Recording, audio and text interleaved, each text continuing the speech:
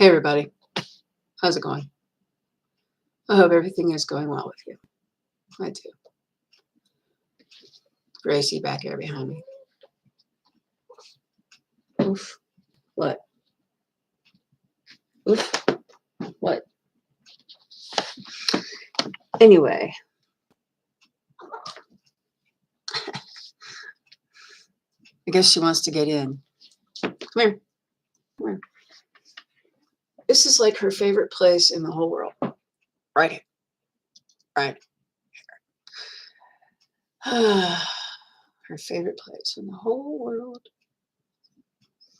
And sometimes it's very inconvenient. There's been times where, like, if I had to bend over and do something and she was close by and she was sneaking up on me, she'd jump on my back. She would. I'd be like, help, you know. You ever have a kitty do that to you? Man, I don't care where I'm at. If she wants attention, she'll jump on me. Whether it's on my back, on my shoulders, on my head, wherever. She doesn't care. She really doesn't. Okay, Gracie girl. Oh, man. This time of year, they sure do shit a lot. I'm kind of like, I don't know what to say. So I'm going to read. Come on, girl. Get down. Okay. Of these matters, do not be ashamed, and allow no one to sin by them. Of the law of the Most High and his covenant, and of judgment to declare the wicked right. Excuse me a minute.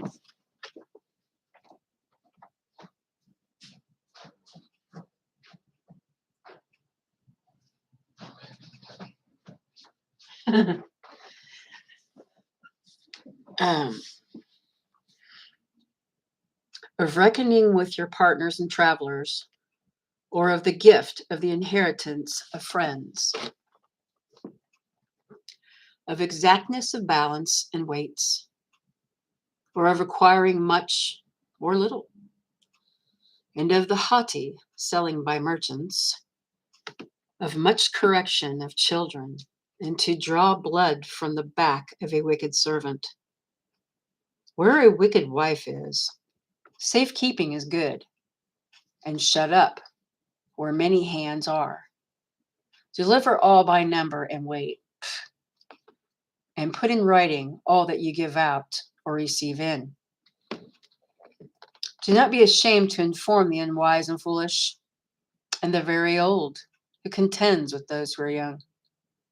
Thus you shall truly learn. You shall be truly learned and approved of all men living. The father wakes for the daughter when no man knows, and the concern for her takes away sleep. When she is young, lest she pass the flower of youth and be married, lest she should be hated in her maidenhood, lest she should be defiled and become pregnant in her father's house, and having a husband, lest she should misbehave herself, and when she is married, lest she should be barren. Keep a close watch over a shameless daughter, lest she makes you a laughingstock to your enemies, and a byword in the city, and a reproach among the people, and make you ashamed before the assembly. Do not look upon the loveliness of every woman. Do not sit in the midst of women, for a moth comes from garments, and wickedness from women. Wow. Wow.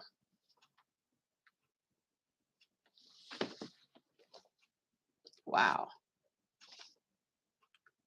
Better is the hardness of a man than a courteous woman, a woman who brings shame and reproach. I shall now remember the works of Yahweh and declare that which I have seen. In the words of Yahweh are his works, and all his creation does his desire.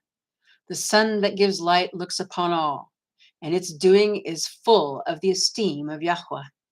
Yeah, look at the sun, how powerful the sun is. Look at it. Of course, not directly. I'm sorry. But yeah, look at it.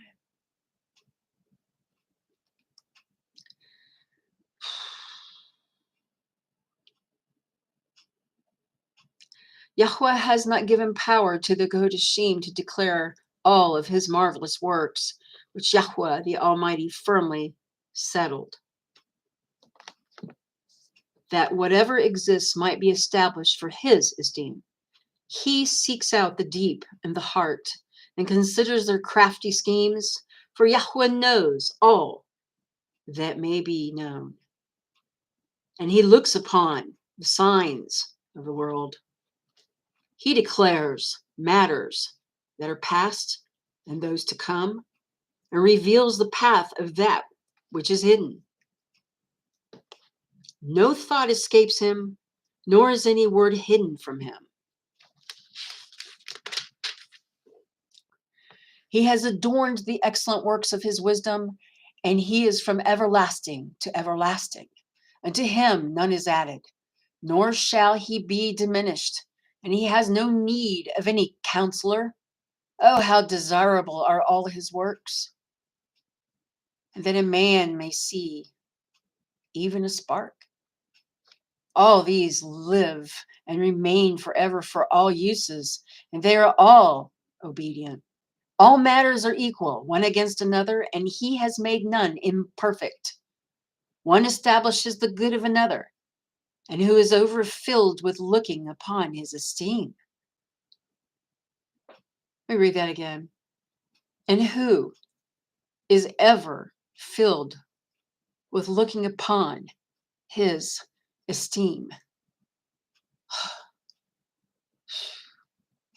You never be filled, do you? The pride of the heights, the clear expanse, the loveliness of the Shamaim, with his esteemed display. The sun, when it appears, showing a marvelous instrument at its rising, the work of the Most High. At noon it scorches the land, and who shall stand its burning heat? A man blowing a furnace works with heat, but the sun burns the mountains 3 times more, breathing out fiery vapors and sending out bright rays. It blinds the eyes. Great is Yahweh who made it, and at his command it runs speedily. He made the moon also to serve in its season for appointed times, and a sign for the world. From the moon is a sign of feasts, a light that decreases in its completion. The new moon is called after its name,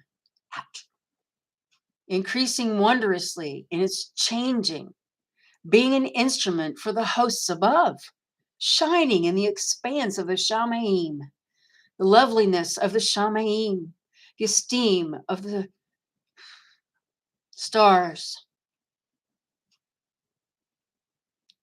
the luminaries, the watchers, and some of them are wanderers. An ornament giving light in the highest places of Yahweh. At the coming of the Kadosh One, they stand in their order and never weary in their watches. Look upon the rainbow and praise he who made it. It is very lovely in its brightness. It surrounds the Shamaim in a splendid arc, and the hands of the Most High have bent it. By his command, he makes the snow to fall in place and sends the lightning of his judgment swiftly. Through this, the storehouses are opened, and clouds fly onward as birds. By his power, he makes the clouds pour out, and the hailstones are broken small. At his sight, the mountains are shaken, and at his desire, the south wind blows. The noise of thunder causes the earth to tremble.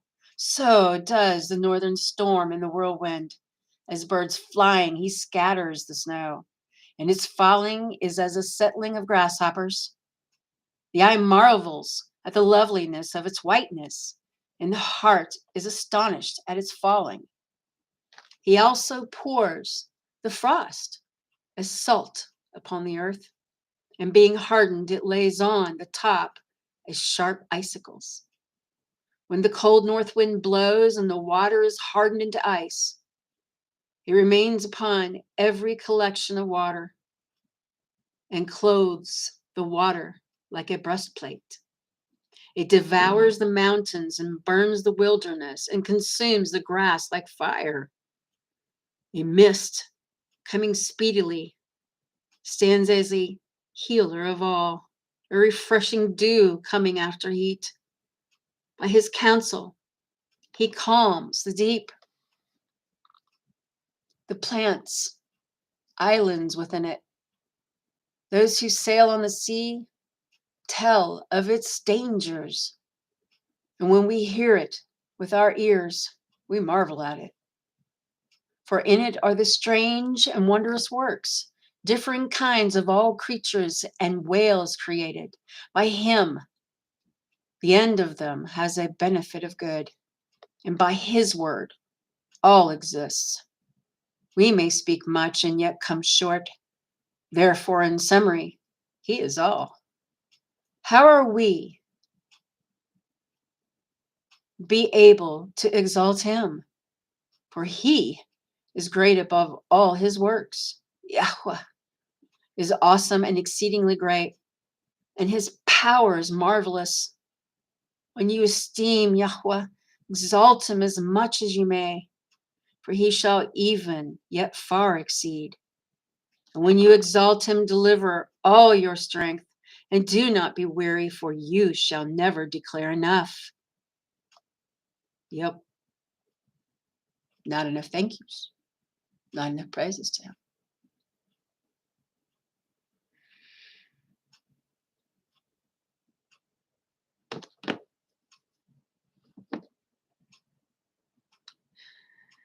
There are still greater than these which are hidden, for we have seen but a few of his works. For Yahweh has made all, and to the reverent has he given wisdom.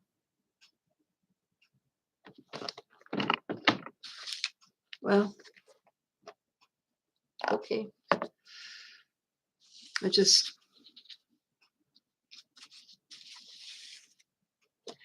wanted to get into this and read again. We've got maybe 6 more to go.